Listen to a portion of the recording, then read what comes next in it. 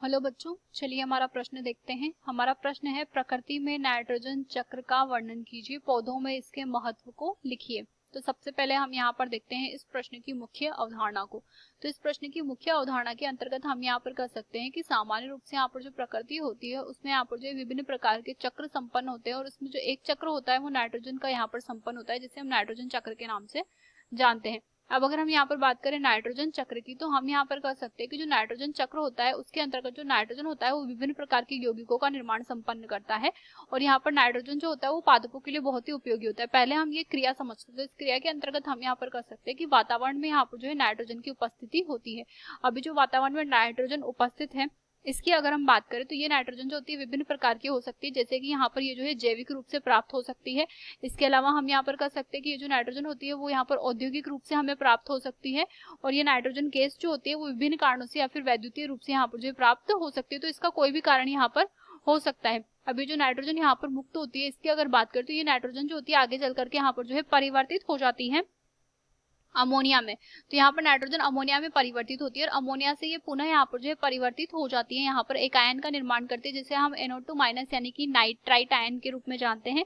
और ये जो नाइट्राइट आयन होता है इसकी अगर बात करें तो ये जो है आगे चल करके पुनः यहाँ पर जो है परिवर्तित हो जाता है NO3- में, जिसे हम यहाँ पर जो है नाइट्रेट आयन के नाम में जानते हैं। अभी जो नाइट्रेट आयन होता है इसकी अगर बात करें तो इसका यहाँ पर जो है अवशोषण कर लिया जाता है पादपों के द्वारा। हम यहाँ पर कह सकते हैं कि नाइट्रेट आयन जो होता है यहाँ पर मृदा में चला जाता है, और जब मृदा में यहाँ पर जाता है तो यहाँ पर पादपों के द्वारा अधिग्रहित किया जाता है। पादपों से यहाँ पर हम कह सकते हैं कि जीवों के द्वारा या जैवों के द्वारा यहाँ पर जो है अधिग्रहित यहाँ पर किया जाता है। जब जीव इसे अधिग्रहित कर ले तो हम यहाँ पर कह सकते हैं कि जीव व पादप दोनों की यहाँ पर मृत्यु संभव है। तो इनका जो जैव भार होता है, सड़ता गलता जैव भार जो होता है, उस जैव भार से पुनः यहाँ पर जो नाइट्रेट आयन होता है वो यहाँ पर जो है अमोनिया में रूपांतरित हो जाता है।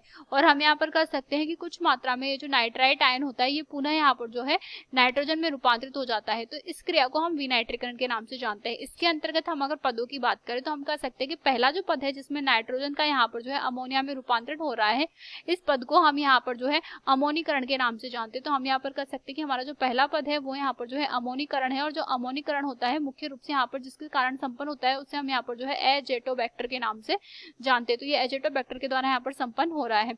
अगले पद की अगर बात करें तो उसमें यहाँ पर जो है अमोनिया का रूपांतरण यहाँ पर जो है NO2- में और NO2- से NO3- में हो रहा है। तो इन सभी पदों को हम यहाँ पर जो है नाइट्रीकरण के नाम से जानते हैं। और ये जो नाइट्रीकरण होता है ये विभिन्न प्रकार के बैक्टीरियाओं के द्वारा संपन्न होता है। जैसे कि अगर प्रथम पद की हम बात करें तो यहाँ पर जो बैक्टीरिया होता है उसे हम यहाँ पर जो है नाइट्रोकोकस या नाइट्रोसोमोनास के नाम से जानते हैं।